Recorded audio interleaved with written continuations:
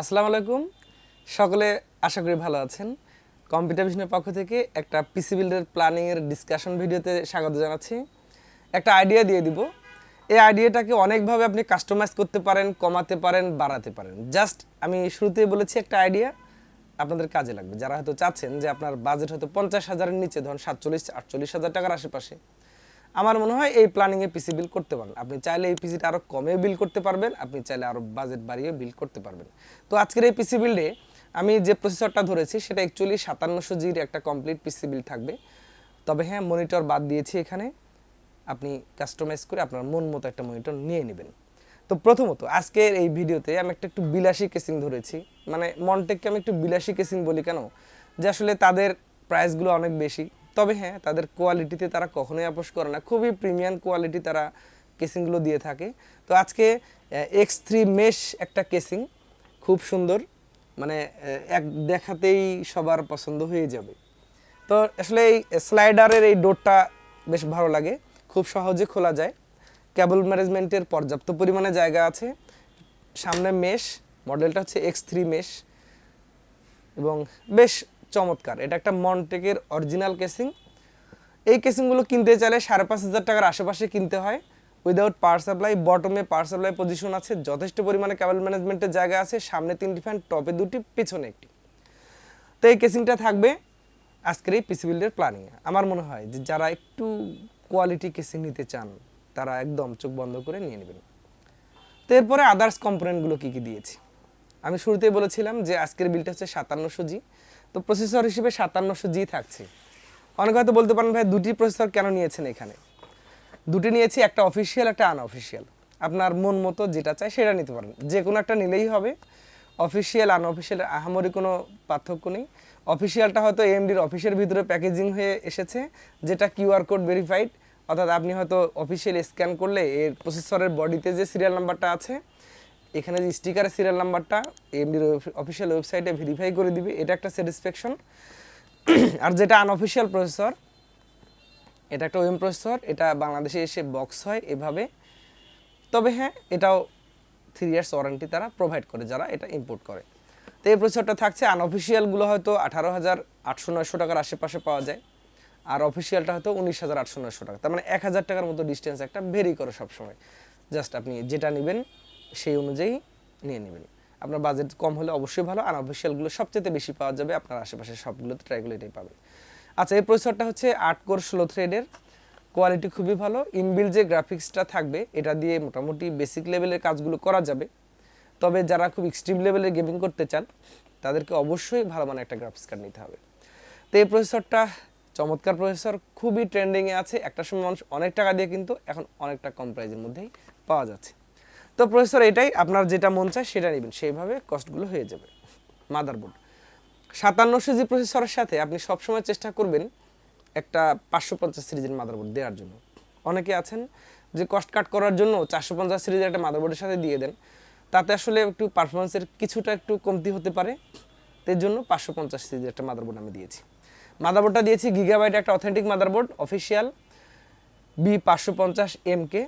2টি র্যামের স্লট আছে, একটা ডিসপ্লে পোর্ট আছে, একটা এইচডিএমআই পোর্ট আছে। তবে হ্যাঁ, এই মাদারবোর্ডে কোনো ভিজিএ নাই।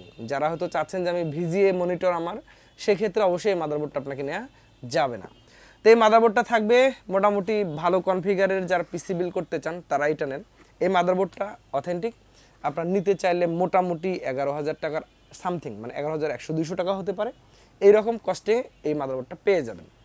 আনঅফিসিয়াল নেওয়া থেকে অবশ্যই বিরত থাকেন এই মাদারবোর্ডগুলো, কারণ মাদারবোর্ড একটা সেনসিটিভ ইস্যু, অফিসিয়াল নেওয়াই বাঞ্ছনীয়। তো এই মাদারবোর্ডের পরে এরপর আমরা র্যাম দিয়েছি। র্যাম কিন্তু আমরা দুটি ব্যবহার করেছি। র্যাম আমি জাস্ট এখানে একটা দেখালাম আপনাদেরকে। কিংসম্যান গেমিং, আপনি কোর্সিয়ার নিতে পারেন, তারপর হচ্ছে কিংস্টন ফিউরি নিতে পারেন, আপনি হয়তো ধরুন পিএনওয়াই নিতে পারেন, টুইনমোস নিতে পারেন। অনেক ধরনের র্যাম পাওয়া যায় মার্কেটে। আমি যে নামগুলো বললাম এগুলো হচ্ছে মোটামুটি মার্কেটে রিপুটেটেড ব্র্যান্ড। এগুলো নিলে আপনার অবশ্যই কষ্টের টাকায় সেরা জিনিসটা নেওয়া হয়ে যাবে। তো 3200 বাসের এই র্যামগুলো মোটামুটি 2300-2500 টাকার আশেপাশে পাওয়া যায়। আপনি দেখে শুনে নিলেন, যতটা কমে পান সেটা ভালো। এটা হয়তো 2400 টাকা করে কিংসম্যান কিনতে হয়, এটা হচ্ছে ইনস্ট্যান্ট রিপ্লেস ওয়ারেন্টি তারা প্রোভাইড করে থাকে। তো দুটি র্যাম, কিন্তু আপনি এখানে একটা র্যাম নিলে কিন্তু কস্টিংটা আবার ধরুন 2,500 টাকা কমে আসতেছে। একটা M.2 NVMe দিয়েছি, একদম ছোট প্যাকেট দেখতে। তো M.2 NVMe এটা হচ্ছে কিং স্পেক ব্র্যান্ডের 500 GB Gen 3। Average read write speed ভালো আছে, তবে এটা একটা চাইনিজ প্রোডাক্ট, অনেকে হয়তো বলতে পারেন। তবে হ্যাঁ, Chinese product, but King Spec Bangladesh মার্কেটে অথরাইজড আছে, এটাকে নিয়ে একদম নিশ্চিন্তে থাকা যায়। যারা কপি এসএসডি, 2 নম্বর এসএসডি, আনঅফিসিয়াল এসএসডির একটা ভোগান্তিতে পড়েছেন, আপনারা যদি এই এসএসডিটা নেন মোটামুটি নিশ্চিত থাকতে পারবেন যে আপনি একটা অথেন্টিক এসএসডি কিনেছেন। তো আসলে মোটামুটি বন্ধুরা এটাই। এখন একটা জিনিস আমি মিস করেছি, সেটা হচ্ছে পাওয়ার সাপ্লাই। পাওয়ার সাপ্লাইটা কিন্তু আমি একটা ভালো দেওয়ার চেষ্টা করেছি, গিগাবাইটের P450B। এই পাওয়ার সাপ্লাইটার ভিডিওতে দেখলে অনেকে বলে যেটা তো ব্লাস্ট পাওয়ার সাপ্লাই। আসলে আনফরচুনেটলি একটা ম্যানুফ্যাকচারিং ফল্ট থাকতে পারে, সেটা হয়তো কখনো না কখনো ঘটেছে, বাট সবসময় কিন্তু না। বর্তমানে গিগাবাইট অনেক ম্যাচিউর পাওয়ার সাপ্লাই ম্যানুফ্যাকচার করে আসছে। আপনি যদি এই গিগাবাইটের এই পাওয়ার সাপ্লাইটা নেন, আপনি অবশ্যই নিশ্চিত থাকতে পারবেন। এবং এটা একটা, এখন আমি বলি তারা ম্যাচিউর অনেক এই পাওয়ার সাপ্লাই ম্যানুফ্যাকচারিংয়ে। মোটামুটি 450 ওয়াটের পাওয়ার সাপ্লাই, 3 ইয়ার্স ওয়ারেন্টি আছে। এটা নিতে চাইলে 3800-3900 টাকার আশেপাশে আপনাকে কষ্ট করতে হবে, 3 বছর ওয়ারেন্টি আছে। তো এই পাওয়ার সাপ্লাইটা থাকছে কমপ্লিটলি এই কম্পোনেন্টগুলো দিয়ে যদি আপনি পিসি বিল করেন, যদি আপনি অফিসিয়াল প্রসেসরটা নেন তাহলে হয়তো 48,800-900 টাকা, আর যদি আনঅফিসিয়াল নেন তাহলে 1000 টাকা কমে 47,800-900 টাকার মধ্যে হয়ে যাবে। তো বন্ধুরা এখন একটু আলাদা ডিসকাশনে আসি, যেখানে আপনি কোথায় কোথায় খরচ অনেক কমাতে পারেন। কেসিংটা আমি একটু বলেছি, একটু বিলাসী কেসিং এখানে আপনাদেরকে আইডিয়াতে দিয়েছি। এই কেসিংটা যেহেতু 5,500 টাকা, আপনি 2,000-2,500-3,000 টাকাতেও অনেক ভালো ভালো আরও কেসিং আছে, সেটা কমালে এটা যদি আপনি নেন সেটাতে, তাতে করে দেখবেন যে আপনার আরও 2,000-2,500 টাকা কমে গিয়েছে। তার মানে 48,000 টাকা থেকে যদি 2,500 কমে, তাহলে হয়তো 46,000 সামথিংয়ে চলে আসবে, 45,500 টাকা চলে আসবে। আপনি যদি চান কখনো যে র্যাম 2টার জায়গায় একটা নেবেন, ওকে, 2টার একটা র্যাম নিলে এখানে 2,500 টাকার কাছাকাছি কমে আসবে। তার মানে এই পিসিটা আপনার 44,000 বা 43,500 টাকা বা 43,000-এ চলে আসলো। আপনি যদি এখানে আনঅফিসিয়াল প্রসেসরটা নেন 1,000 টাকা কমে যাবে, তাতে করে ধরেন এটা 42,500 বা 42,000-এ চলে আসলো।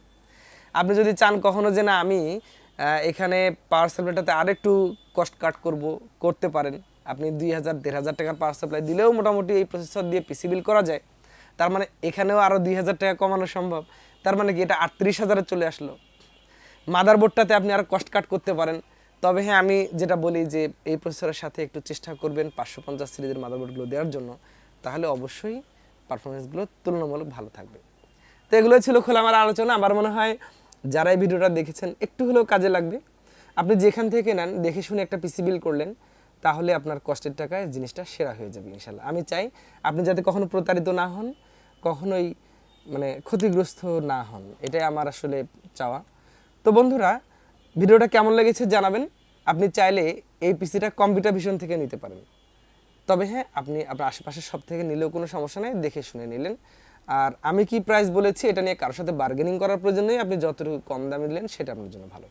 সকলে ভালো থাকবেন। ভিডিওটি কেমন লেগেছে একটা কমেন্ট করে দিবেন। আপনি আরও কী ধরনের ভিডিও চান কমেন্ট করে দিন, আমি সেই রিলেটেড ভিডিও বানানোর চেষ্টা করব। আগামীতে আবার নতুন কোনো ভিডিওতে দেখা হচ্ছে। সে পর্যন্ত সকলে সুস্থতা কামনা করে বিদায় নিচ্ছি। আল্লাহ হাফিজ।